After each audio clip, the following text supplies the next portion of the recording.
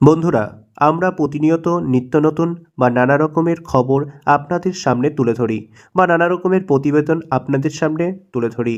বন্ধুরা, আমরা যখন ছোট্ট ছোট্ট ভিডিও করে আপনাদের সামনে তুলে ধরি, আপনারা আমাদের ভিডিওতে খুব ভালোবাসা দেন।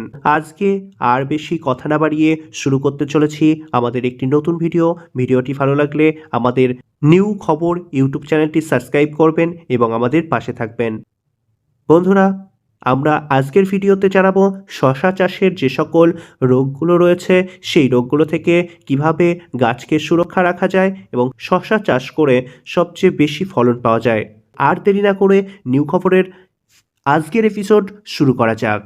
শশা চাষে প্রধানত ছত্রাক ঘটিত ভাইরাস জনিত ও পোকামাকড়ের আক্রমণ দেখা যায়, যার মধ্যে উল্লেখযোগ্য হল ডাউনি মিলিউড এবং পাউডারি মিলিউড বা সাদা গুঁড়ো, ঢলে পড়া রোগ, গোড়া পচা, মোজাইক ভাইরাস, টার্গেট স্পট বা সাদা মাছি, জব পোকা এবং সুরঙ্গকারী পোকার আক্রমণ। গাছের পাতা হলুদ করা, ঝলসানো, গুটিয়ে যাওয়া এবং ফলন কমিয়ে দেয়, যার প্রতিকারে জৈব পদ্ধতি ও উপযুক্ত কীটনাশক ছত্রাকনাশক ব্যবহার করা জরুরি।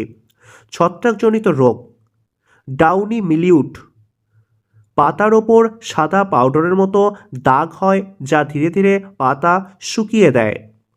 ঢলে পড়া বা গোড়া পচা, গাছের গোড়া ও নিচের কাণ্ড পচে যায় এবং গাছ ঢলে পড়ে বা শুকিয়ে যায়। টার্গেট স্পট, পাতার ওপর বৃত্তাকার দাগ হয়। ভাইরাসজনিত রোগ, মোজাইক ভাইরাস, পাতা কুঁকড়ে যায়, বিকৃত হয় এবং মোজাইকের মতো ছোপ ছোপ দাগ পড়ে যা ফলন কমায়। পোকামাকড় ও অন্যান্য সমস্যা, সাদা মাছি ভাইরাস রোগ ছড়ায় এবং গাছের রস চুষে খায়। জাপ পোকা বা অনেকে বলে জবা পোকা ভাইরাস রোগের বাহক এবং গাছের ক্ষতি করে। সুরঙ্গকারী পোকা পাতার ভেতরে সুরঙ্গ তৈরি করে।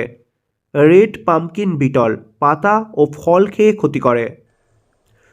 এই সকল রোগের থেকে প্রতিকারের উপায়, আপনি যদি একজন সফল শশা চাষি হন তাহলে আপনি অবশ্যই এই ভিডিওটি ভালো করে দেখুন।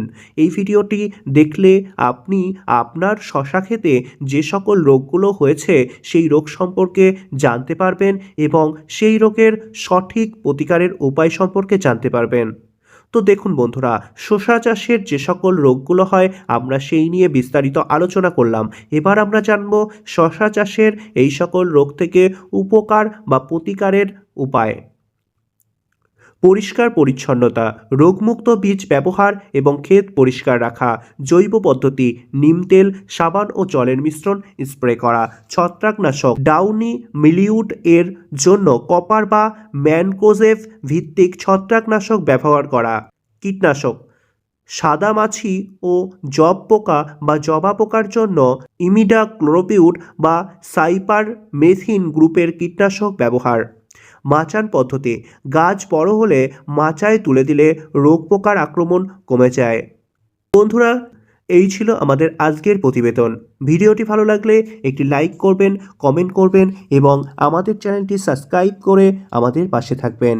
আপনারা যদি নতুন করে শশা গাছ লাগাতে চান এবং শশা গাছে রোগ সৃষ্টি হলে সেই রোগ থেকে উপকার পেতে চান তাহলে অতি অবশ্যই আমাদের ভিডিওটি দেখুন এবং ভিডিও দেখে আমরা যে সকল আলোচনা করলাম সেই সকল আলোচনাগুলো শুনুন এবং আমরা প্রতিকারের যে সকল উপায়গুলো বের করলাম বা আমরা প্রতিকারের যে সকল উপায়গুলো বললাম সেগুলো শুনুন এবং শোনার পর আপনারা সেইভাবেই সেই পদ্ধতিতে প্রতিকারের জন্য উপায় করুন, তাহলে অবশ্যই সুফল পাবেন। ধন্যবাদ বন্ধুরা।